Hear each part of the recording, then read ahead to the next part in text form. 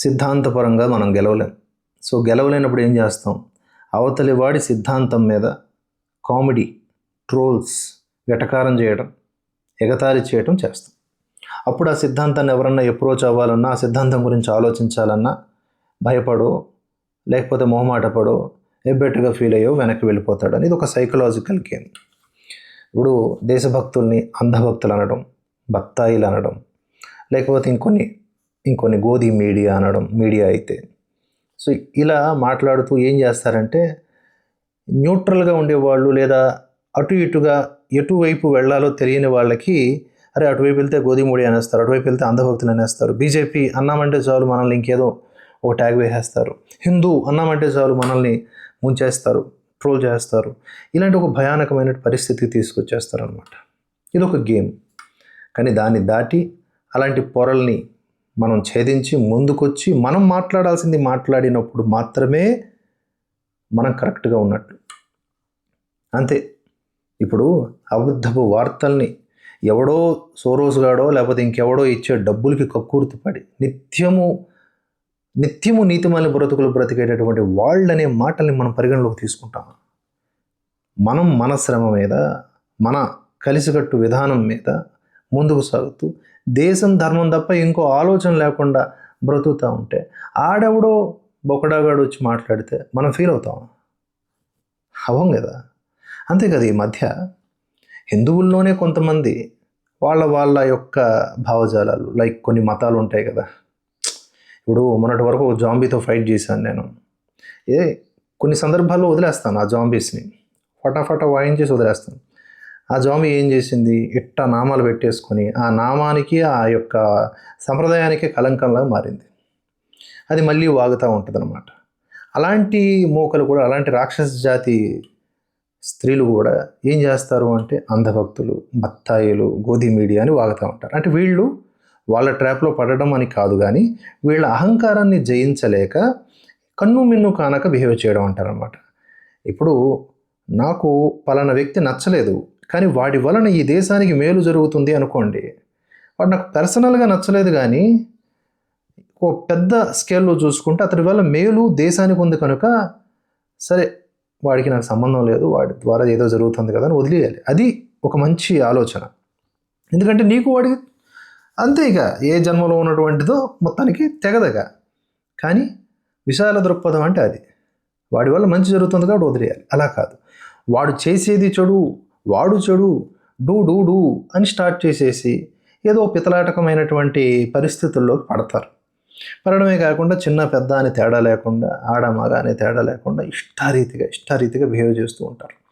ఇదంతా కూడా ఒక గేమ్ అండి. నేను చెప్తున్నది ఏంటంటే ఎవరెవరైతే దేశం ధర్మం అనే కోణంలో ఉండి ఆలోచిస్తారో వాళ్ళకు ఒక ట్యాగులు పెట్టి ట్రోల్ చేస్తే వాళ్ళు మానసికంగా వీక్గా ఉన్నారనుకోండి, ఎందుకు వచ్చిందిరా గొడవ అని చెప్పి పక్కకు వెళ్ళిపోతారు. What's wrong? బత్తాయిలు అని వాళ్ళంటే మనం ఎందుకు ఫీల్ అవ్వాలి? వాళ్ళు గంజాయి మొక్కలు, సోరోస్ బిడ్డలు, చైనా కుక్కలు, బోలెడు ఉన్నాయి మనం అనడానికి. వాళ్ళు మహా అయితే బత్తాయిలు అంటారు, అంధభక్తులు అంటారు. 70 ఏళ్ల పాటు వాళ్ళకు నచ్చినటువంటి పార్టీని గెలిపించారు ఈ దేశంలో. వాళ్ళు ఇంకెంత పెద్ద అంధభక్తులు, అంగభక్తులు, ఇంకే ద్వంద్వ భక్తులు మనకు తెలియదు. వాళ్ళనే ఉంటాం మనం. గోధి మీడియా అంటారు. మోదీ వచ్చి మనల్ని ఏమి అడ్రస్ చేయలేదు, నా తరపున నువ్వు మాట్లాడు అని. లేదు, ఏ బీజేపీ వచ్చేసి మనల్ని ఏమి బ్యాకింగ్ చేయట్లేదు, మనల్ని గోధి మీడియా అంటే ఫీల్ అవ్వడానికి. సో క్లియర్గా ఒకసారి మనం ఆలోచించుకుంటే ఇదంతా కూడా ఒక బ్యూటిఫుల్ మైండ్ గేమ్ అనమాట. వాళ్ళ వైపు నుంచి బ్యూటిఫుల్ కంటే కూడా ఒక వికృతమైన మైండ్ గేమ్. దాన్ని చాలా ఈజీగా ట్యాకిల్ చేయొచ్చు. ట్యాకిల్ చేయాలి అంటే స్థితప్రజ్ఞత, అట్లీస్ట్ మనం దాన్ని అర్థం చేసుకునే ప్రయత్నం చేయాలి. ఎమోషనల్గా ఎంతసేపు మనం ఊగిపోతామో అంతవరకు మనకి ఇలాంటి ఈక్వేషన్స్ అర్థం కావు. మనకి లక్ష్యం పరమావధి. ఈ పిపీలికాలు కాదుగా. ఇంటి దొంగ అయినా బయట దొంగ అయినా ఎవరినైనా సరే ఆడుకోవాలి ఒక ఆట అంటే ముందుగా మనం స్థిరంగా, ధైర్యంగా నిలబడి ఉండాలి. ఇది నా సిద్ధాంతం, ఎవడెంత రాద్ధాంతం చేసినా దీని నుంచి కదలను. వ్యక్తిగతంగా నాకు వాళ్ళతో వీళ్ళతో ఏ విభేదాలు ఉన్నా అంతవరకే. వాళ్ళ ద్వారా మంచి జరిగితే దాన్ని డిస్టర్బ్ చేయను నేను. ఇప్పుడు ఈ జాంబీ మొక్క ఉంది, ఈ జాంబీ మొక్క ఇటీవల మన సామవేదం షణ్ముఖ శర్మ గారిని ఉద్దేశించి పిచ్చి పిచ్చి కూతలు కూసింది. వెంటనే మనం కూడా చిన్నజీయర్ స్వామి గారి గురించో అహోబిల జీయర్ స్వామివారి గురించో అదే తరహాలో వక్రభాష్యం చెప్పి వక్రీకరణ చేసి దారుణంగా విమర్శించవచ్చు. కానీ దానివల్ల లబ్ధి ఎవరికి చేరుతుంది?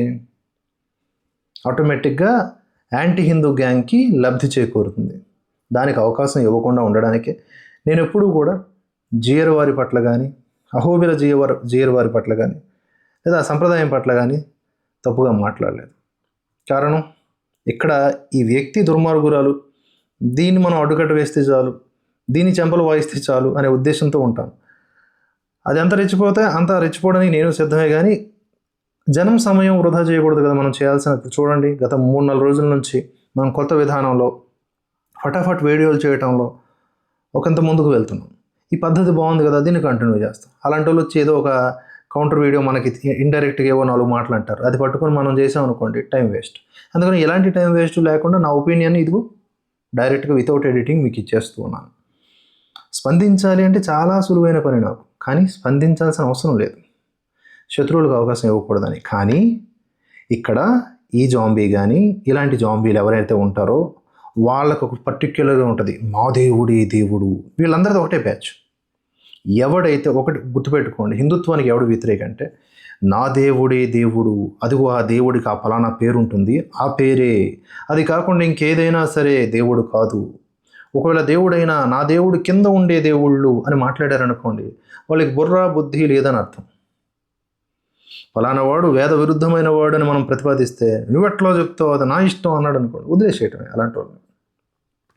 మనం మంచి భాషతో మాట్లాడుతుంటే అవతల దుర్మార్గంగా చెడ్డ భాషతో మాట్లాడుతున్నారు అనుకోండి, నమస్కారం. కొంత ట్యాగిల్ చేయొచ్చు, కానీ ఇంకా శృతి మూర్ఖత్వం అనేది ఉంటుంది కదా, పరాకాష్ఠలో పరాకాష్ఠ. అటువంటి స్థితికి వెళ్ళినప్పుడు చక్కగా అక్కడ అలా అతన్ని పెట్టేసి అతడి కర్మ అతనికి చూస్తుందని ఒక సంకల్పం చేసి వదిలేయాలి. అది వీళ్ళంతా ఎవరవుతారు? ఇప్పుడు వీళ్ళందరూ కూడా మనవాళ్ళు కాదు. మన వాళ్ళు అయి ఉంటే ఇదిగోండి చాలా జాగ్రత్తగా వాడి వల్ల మంచు జరుగుతుందని చెప్పి ఊరుకునేవాడిని కాదు.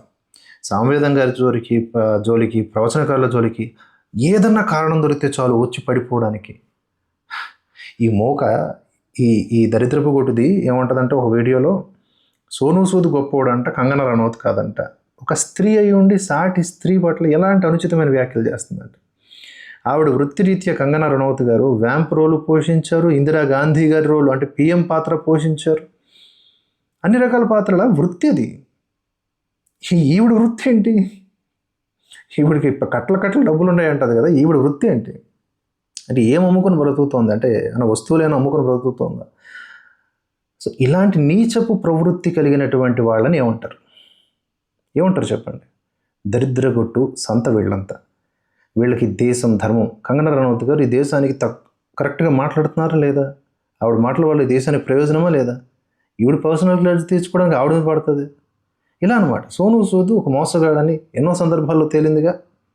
అతడు యాడ్స్ ఏంటిది ఇప్పుడు కొన్ని ఎన్జిఓలకి విపరీతంగా డబ్బులు తీసుకుని ఈ మధ్య తెలుగు రాష్ట్రాల్లో కూడా హల్చల్ చేస్తూ ఉంది. చిన్నపిల్లాడు ప్రాణాంతకమైన వ్యాధితో పోరాడుతున్నాడు అని చెప్పేసి వాళ్ళ కోసం డబ్బులు కలెక్ట్ చేయడం, అందులో చాలా కమిషన్ తీసుకోవడం, కమిషన్ కూడా కాదు చాలా పెద్ద మొత్తంలో డబ్బులు తప్పుదారి పట్టించడం చేస్తాం. అలాగే సోనూ సూద్ చేశాడు చాలాసార్లు. అదొక పెద్ద దొంగ రాజకీయం సోనూ సూద్. దొరికిపోయాడు అడ్డంగా. ఎన్నో బెట్టింగ్ యాప్లను ప్రమోట్ చేశాడు.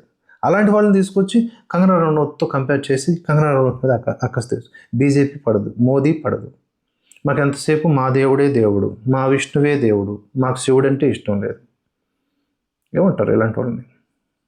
ఇలాంటి సంతను ఏమంటారు? ఎంతసేపు అయినా నేను దీని గురించి మాట్లాడగలను, కానీ వేస్ట్ ఆఫ్ టైం అండి. అందుకనే నేను అనేది ఏంటంటే, ఇలాంటి వాళ్ళు చెదపురుగుల వంటి వారు ధర్మానికి, దేశానికి. ఒక కంట కన్నుపెడుతూనే ఉన్మాదం పెచ్చురెళ్తున్నప్పుడల్లా 4 వాయించేస్తూనే మన పని మనం చేసుకుంటూ ముందుకు పోవాలి. సో కొంతమంది కోరారు స్పందించండి అని, ఇదే నా స్పందన.